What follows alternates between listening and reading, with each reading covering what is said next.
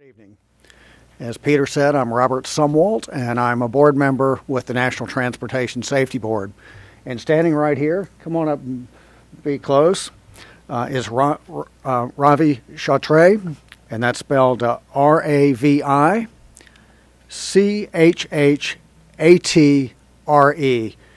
And Mr. Chhatray is the investigator in charge for this accident. Today, our investigative team got out and got their first look at the site, the site where the pipeline ruptured, and we began our on-scene phase of the investigation. Let me describe to you what the site looks like. As I think many of you know, the pipeline runs generally in an east or in a west to east direction, pretty much perpendicular to I-77. So if you're standing looking at the pipeline, facing east, facing I-77, with the crater in front of you, and by the way, the flow of gas is going from west to east, just the way that we're facing in our description. As we're looking there at the crater, down below us, and the crater is probably maybe 15 feet deep, 15 to 17 feet deep at its deepest point, we've got the pipeline that ruptured, and it is in fact a 20-inch pipeline. 53 feet to the left of that, or to the north of that, 53 feet to the left, is a 30-inch pipeline that was not uncovered. So only the only pipe that ruptured, the only pipe in the crater, is the 20-inch pipeline. But again, 53 feet to the left of that one, the ruptured pipe, is this 30-inch pipeline, and then 134 feet to the left of that one is a 26-inch pipeline. So we just wanted to give you an idea of the layout of the pipes that are out there. So as you look down into the crater, there's a 20-foot, 7-inch gap in the pipe. And basically, that part was ejected out of the crater about 40 feet. Standing looking at the pipe again, it would be at about your 7 o'clock position. That pipe is pretty much flattened out. And so we are currently, what we've been doing today is surveying and documenting the exact location of the pipes and the part that was displaced.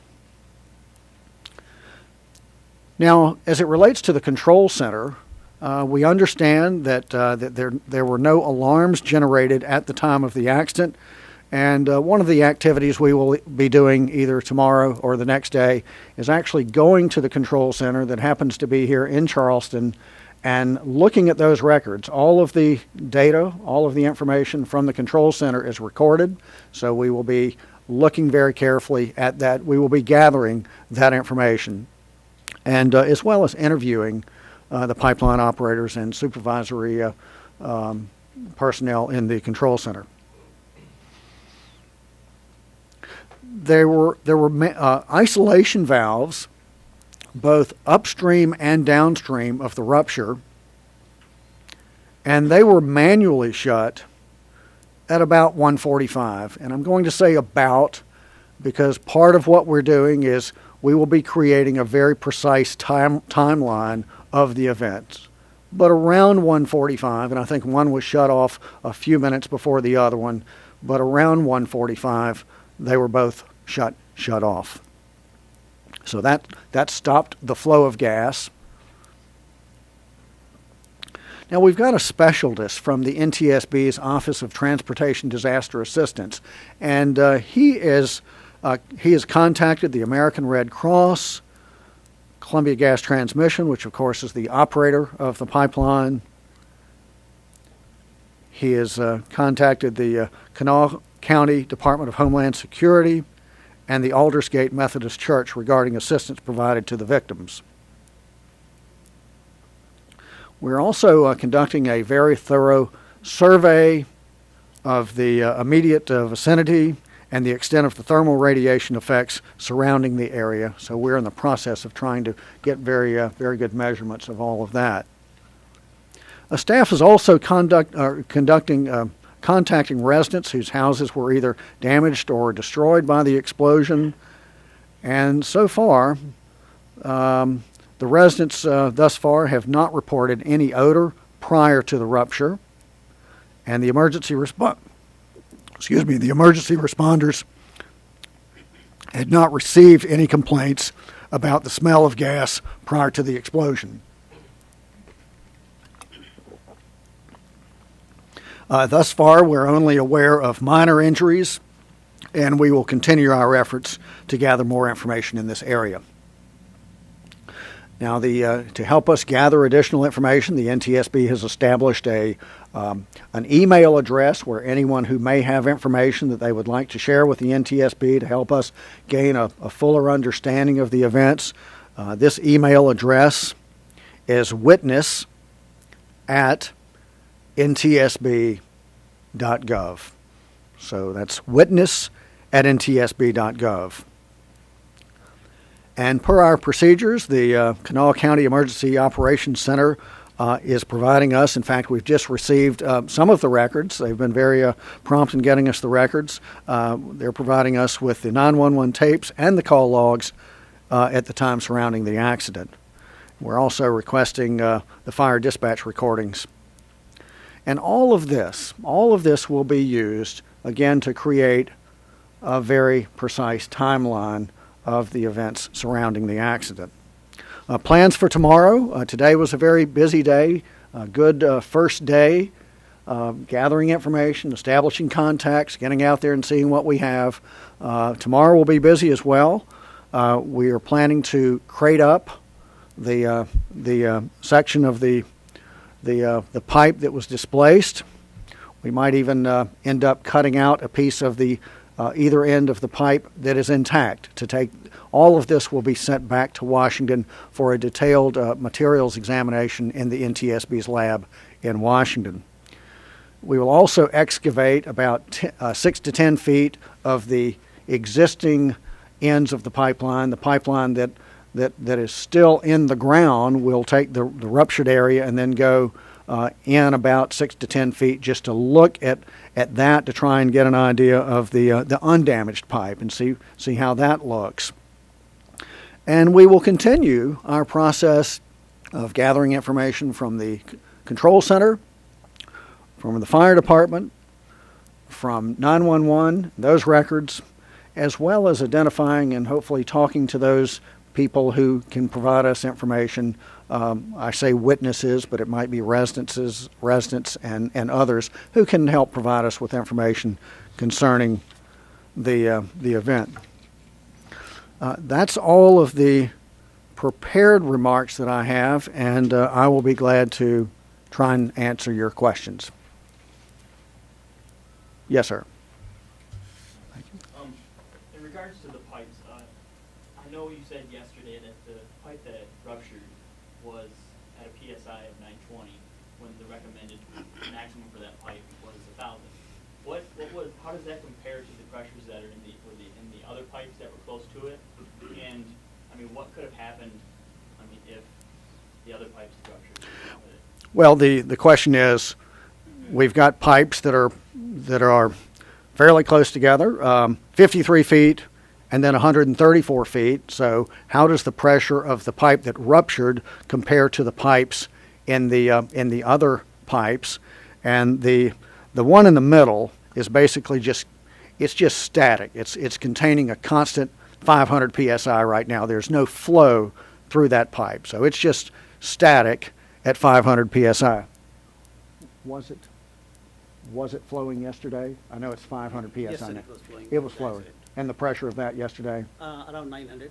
Okay, and the one further to the north? Around 929. Yeah. So the pipe that ruptured yesterday was reported to be operating at, I believe, 929 psi, as well as the one to the far left. So both of those two were operating at about 929, and the one in the middle? pretty much close. Okay, they're all at about the same values. You ask what would happen if the other ones exploded. Well, that's speculation, and even though it may seem that they're closely spaced, the other ones were not even uncovered in the conflagration. They were 53 feet from the ruptured pipe, and then the other one was yet another 134 feet away. So, next question. Yes, sir. What information do you have about the pipe thus far? What was it made of? When was it last inspected? And what kind of regulations are on this? Yeah, so what do we know about the pipe that ruptured? And to tell you the truth, it's not as easy of a process as you may think, that you're going to know exactly what that pipe is and the attributes of that pipe. We have seen in other pipeline explosions where we go and we're told that the pipe is one thing and we find out it's another.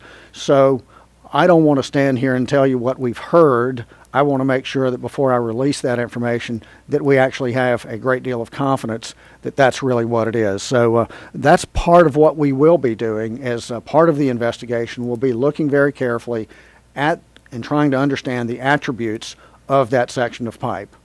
And I think there was a second part of your question that I'm not sure. Do I know when it was manufactured, or do I know when it was last inspected? And no, we're hearing things about that, but again, I want to verify it. I want to see it on a piece of paper before I hang my name on it. Do I know if it's related to the Lanham compressor plant? And I have no indication to indicate that may be that there may be a relationship. But we are just at the beginning of the investigation. We're going to look at everything, and so again, we've just been here really. Today was our first day, boots on the ground, and we've got a lot of work to do. But we've made a lot of progress for the first day. Yes, sir.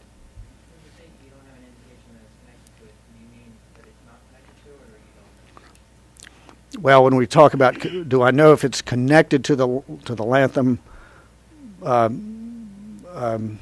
pumping station? Do you mean physically connected as a part of, or I do not know. Is it, Robbie? No, we do not know yet. We do not know yet. May I have a sip of that water, please? Thanks. Another question? Yes, sir. So you don't know if it's considered to be part of the same line as the 2002? Do I know if it's part of the same line that was connected or associated with the 2002 explosion? And I do not have that information right now. We're going to be looking at all of that. We are aware that there have been some prior events, and we're going to try and see if there's any relationship between this event and prior events. Okay, one additional question here, and then that'll be the last. Well, we'll take this question, and if there's another one, we'll take one more after this one. I think you had a follow-up. Columbia's doing a large upgrade of its national system. Have they indicated to you whether this line that was the site of the rupture was set to be upgraded as part of their upgrade? So the question is this part of Columbia's national upgrade? And we will be looking at that, but I do not know at this particular point. One last question. Yesterday we talked about the 20 inches versus the 30 inches. Yes, yesterday I said that it was a 30-inch pipeline. We were also hearing it last night that it was a 20-inch pipeline. Based on the information that we were told before we left Washington, we were told by Columbia representatives that it was 30, and in fact it is 20. And so there's why I'm hesitant to tell you what we've heard until I can actually, or Ravi can actually verify it, until we can actually get out there and have a value to, so we can actually verify it. So what we're verifying at this point, it was a 20-inch line. And so was that the last question? Okay, so this is the last question. How does the shut-off time from the time of the explosion compare to previous How does the shut-off time on this event relate to the shut-off time compare to other events? And I want to emphasize that all accidents are different. They're all unique. So I don't want to sound like I'm putting a value statement on this shutoff time. This one was it went about an hour before it was shut off. We have seen cases where there are automatic shutoff valves and remote control valves where the pipeline can be shut off instantaneously, if not very, very quickly after that. And we have seen recently we had an oil pipeline spill where it continued to flow for over 17 hours. In the PG&E San Bruno natural gas pipeline rupture, we saw it was about 90 minutes before it was shut off. So I mentioned those other ones just to show you that there is a gamut. It can range from very, very quickly to a long time. And we will be looking, part of our investigation will be looking to see if this pipe down was shut down in a reasonable and prudent fashion. That will be part of our investigation. So I want to thank you for your time. I understand that there are photographs of the pipeline that are being tweeted and that have been tweeted or will be tweeted from NTSB. I think that's twitter.com/NTSB. And they're also on our website. And so that's that. I know some of you have wondered whether or not we can get a site visit out there. The site is actually, frankly, too hazardous. When we were out there today, we had to have an escort with a gas detector to make sure that the gas was not excessive. We couldn't take pictures. We wanted our cell phones off due to sparks and things like that. So it's not, we're not comfortable getting a site visit yet, but when we deem it safe for you to be there, we will in fact try to coordinate that, but it will not be tomorrow. Peter's got some announcements to make, but I want to thank you, and thank you very much. We'll have another press briefing here tomorrow at 5 p.m. And if you're interested in the photographs that we released today, if you go to ntsb.gov, click on Current Investigations, there's a page dedicated to this accident, and we released about a dozen photos. And we have another one we'll be tweeting out of the piece of pipeline that Member Sumwalt described that was liberated from the ground. So look for that on Twitter. We'll see you tomorrow.